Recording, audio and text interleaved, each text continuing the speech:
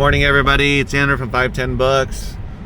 I haven't started a video like this in a while. I thought I'd just do it randomly. I'm going down to my bookstore to ship some eBay items and one Amazon item. It is an overcast day, which is great considering it was really warm yesterday. I guess some people still drive Hummers.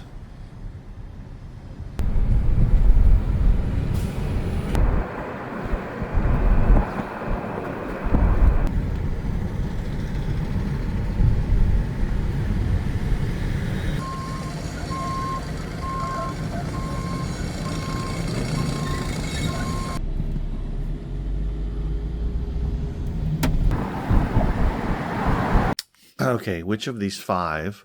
We got 1, 2, 3, 4, 5. We're gonna play a little game. Which of these five do you think only one sold on Amazon? The other 4 sold on eBay in the last 24 hours. It's Friday. It's Friday morning. So between Thursday and Friday, I'll give you 3, 2, 1. Let's see. Which one? This one. Ragnar's Tall Tales. This one actually sold on Amazon for $23 and change. This came from my bookstore. It came off the shelf, just sitting there. 23 bucks on Amazon. Good guess if you guessed it.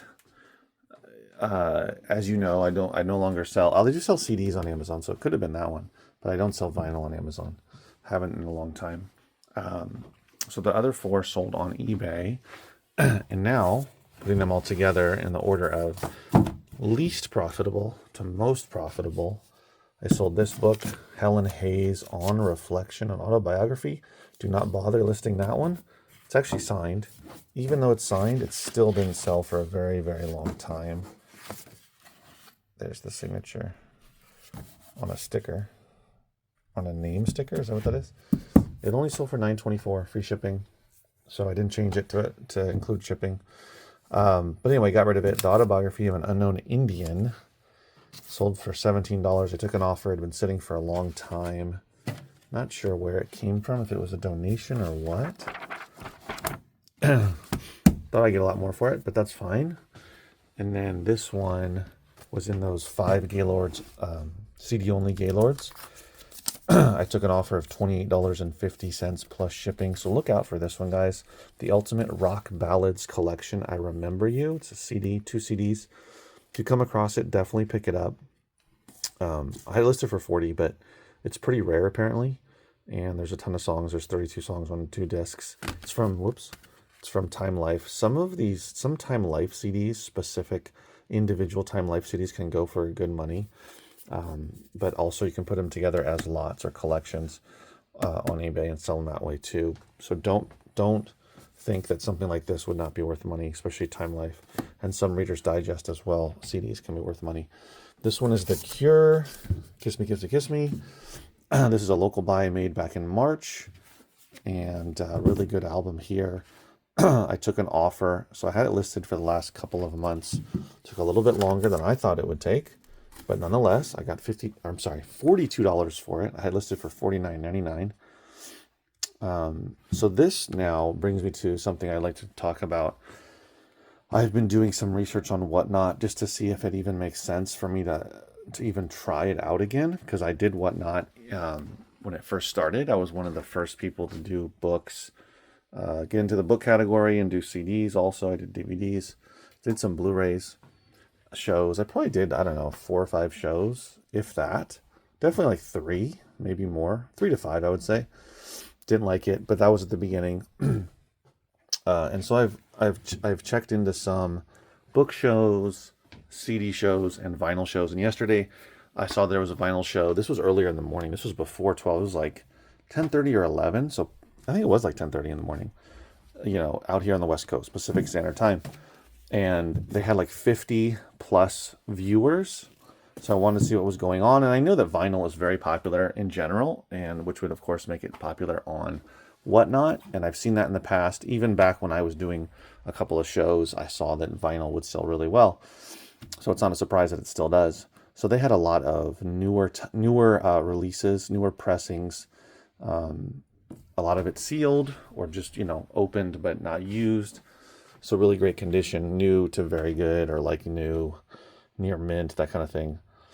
And they had titles, and the guy would say it too. He was just sitting there just pulling them out. And he was like, yeah, this is a $30 album. And he started at $1. I think there was maybe one they started at $10. Most of them was at $1. And they would get bid up on average between $15 and $19. I think I saw one that went over 20. And again, I was only tuning in for about 10 minutes. So I wasn't like an hour in the show. There may have been some that went for more. But the titles that he was putting up are the albums were like this, were some, classic ones, some newer ones. Like there was Taylor Swift, there was Sabrina Carpenter, if you know who that is. There was, I'm not remembering off the top of my head, but there were some newer artists, and just some, popular titles. There was a Selena Gomez with Benny Blanco, if you know that album that came out. So he was like, oh, this is a $50 album. Oh, this is a $25. This is a $30 album. This is a $40 album. And then it'd sell for, $16, $19. And so my whole thing is, so I'm going to walk around now. Some people say, I would rather sell, if I had 100 items, I'd rather sell them quickly for $2 profit than wait, 3 months to sell them for a $10 profit, because I get that, $2 profit, let's say after everything, $200 reinvested in more inventory and just keep turning it over quicker, right? Versus if you can take 3 months to sell, what it would be $100 profit versus $200. And this is just an example I'm just making up, but which is fine, right? You can do that. And if you can literally sell those 100 items super quick, like on Whatnot, let's say, $2 profit, and you keep on flipping it, yeah, you're going to grow your money pretty quick, right? However, it depends on the items you're selling. So if the 100 items you're selling for quick $2 profit are items that are not super popular, but they'll sell because the price is so low. So let's say a DVD you're selling for $3. I'm just going to use Whatnot, right? Obviously, that's what I'm talking about. So if you're going to sell it, it's probably less than $3. Let's say $3 DVD, 100 of them, you sell them all within one show.